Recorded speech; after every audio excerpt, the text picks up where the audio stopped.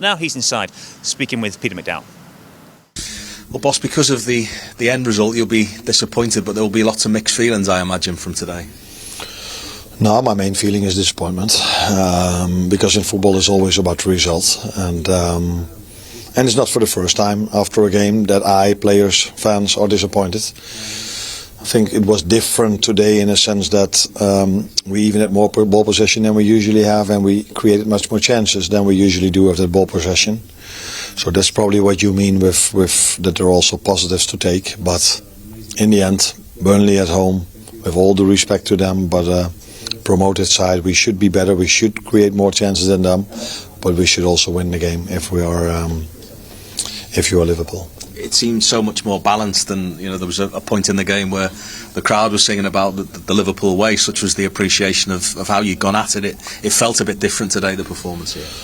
No, definitely. I think in the beginning of the season, when we started losing games, there were a lot of games where we created quite a lot of chances, but we conceded a lot as well. Then there was a period of time where we did not create as much anymore, but hardly conceded a chance, and that's in the run we're in now. That's why we haven't lost for a long time. And today I think we had a good combination of hardly conceding a chance and creating a lot, but still not able to win, and that is a frustration for everyone involved with Liverpool. And just finally, those fine margins, you've spoken about them a lot, haven't you, this season? It's how to change them. It's the $1 million question in many ways, isn't it? Is it a matter of luck? Is it just grit and determination that gets you out of that situation? If it goes on as long as it goes on with us, because I don't think we've stolen any point this season, and so many times we've been on the wrong side of the score when it comes to performances. So then at some point you can argue if it's luck or bad luck, but again, players try to do everything till the end. We try to make offensive substitutions as well, and that's the way you try to force your luck. And in the end of the game, we were a few times very close, but close is not enough. It's interesting, he said, when it goes on for as long as this, you wonder whether it's luck or not as you look for solutions. And I guess it becomes frustrating as a coaching staff, doesn't it, Tom, when you have games like this where you've done enough effectively to win a game, but you don't get 3 points for it. At least today we've gone like that. Yes, I think everybody will have gone, we should have won this game. But a lot of the other games, it was people were angry. Maybe we didn't create as many chances. Sunderland, Leeds, but there's most of those games you should have won. Go back to the Manchester United game here. Because of the team you were playing and because we lost a goal late on, we should have been 3-4 up against Manchester United. But you're allowing them still to be in the game, and they sneak one at the very end. That's the Premier League for you. That's when there's a little bit of quality. But that game, as with many others, we should have won. It just does not seem to be happening. And as Arne Slot said there, he tried everything. He tried with all the offensive substitutions to get that right result, and it's just not getting that break at the moment. But you have to earn it. You have to earn that right, and just sometimes it's just not enough is going for us. You don't always get what you deserve. You don't always get what you deserve in football. We've played in many matches where we come off scratching your head thinking, how have they nicked the point? That's probably how they feel in there. But there are too many games this season where we know why teams have nicked the point, and it's not down to luck. It's just down to game management. Or again, we go back to that being horrible and just not letting teams get back into the game. We let them get back into the game by a sloppy ball out of defence, which was intercepted, and then they fire one across the box. Konate slides in, Alisson makes a great save, they almost score an equaliser, and like we were talking John VT, and like Tom said, all of a sudden they go, oh, hold on a minute. So they press a bit higher, and then they get a bit more joy. And then the 23, Perez, starts dictating the play, starts getting on the ball, starts enjoying himself, little 1-2s around the box. Next thing, you slip one in, Edwards scores, 1-1. Crowd go flat. Everyone's, from the Liverpool perspective, is looking at each other going, well, who can I blame here? It's like... As Pete said to them, the crowd were with the team, with Arne Slot, because we were seeing some great patterns of play, chances created, and they started singing the Liverpool way.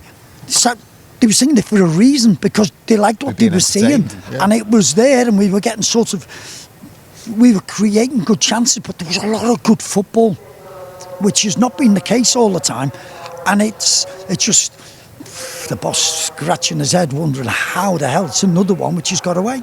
Another one that's slipped away. I just wonder how he'll view the challenge ahead now, because he's getting some players back bit by bit. We saw there was a little bit more on the bench in some ways, but we've lost Conor Bradley. Mohamed Salah will come back. Does that help? It strengthens his hand. He's got more choice. He's got more options to affect games. One thing that you can't throw at Arne Slot, he doesn't try and change it during a game. He always turns to his bench. He always tries to manoeuvre his system.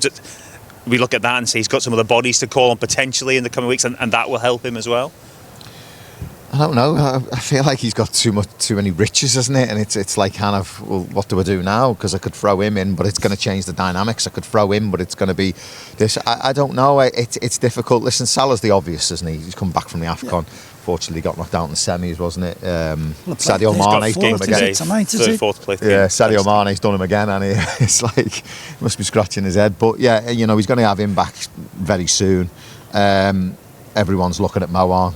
What are you going to give us? You left under. Well, it was a good performance just before he left. Whether he comes back and goes straight back into the side remains to be seen. But yeah, he probably gives him an option. It gives the boss another option. He probably will. And a good option at that. Whether he starts or not, they'll have to check his fitness levels.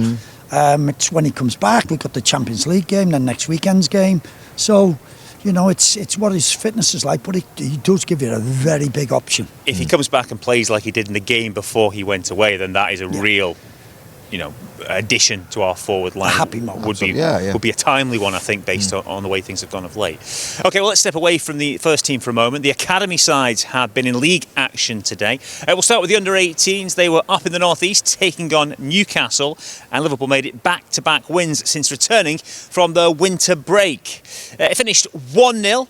Josh Sonny Lambie with the goal, his 15th of the season, and it was well worked too. Eric Farkas slipped away from a marker deep on the right flank, passed inside to Finn Inglethorpe, who in turn fed Sonny Lambie in the area, chopping inside Newcastle's Tom Auld and dispatching a curled left foot finish beyond the keeper. They had chances late on to extend their lead, but it ended Newcastle 0, Liverpool 1. Okay, on to the 21s. Now, they too were looking to make it back-to-back wins in January as they welcomed Arsenal up to the Kirby Academy. And in a dominant performance, the Reds romped to a 7-0 victory. Kieran Morrison opened the scoring after 4 minutes, capitalising on a mistake by Arsenal keeper Remy Mitchell. Morrison would go on to claim a hat-trick in this game. 2 minutes later, it was 2-0 again, nicely worked upfield then with a bit of fortune. It ended up on the right with Michael Laffey, who's crossing. It was Tom Pilling ghosting in with a well-taken volley inside a packed Arsenal box. They extended their lead on the half hour. The Reds were really dominating play with Arsenal struggling to cope. The ball eventually dropping to Amado Nallo outside the box. His strike proved too powerful for the gunner stopper, who did get a hand to it but couldn't keep it out. The fourth came shortly before half-time. Trent Coney-Doherty, the provider, setting up striker Will Wright for a cool finish with Arsenal left while they were chasing shadows in that first half. Number 5 came on the other side of half-time, a super counter-attack led by Coney-Doherty on the left, from the length of the pitch before he squared the ball into the box for Kieran Morrison, who was on hand to sweep it past the outrushing goalkeeper. 3 minutes later, Morrison completed his hat-trick, and it came from another gift from the Arsenal goalkeeper. He's having a mare. He was put under pressure by Will Wright, the ball falling to Morrison's feet. All he needed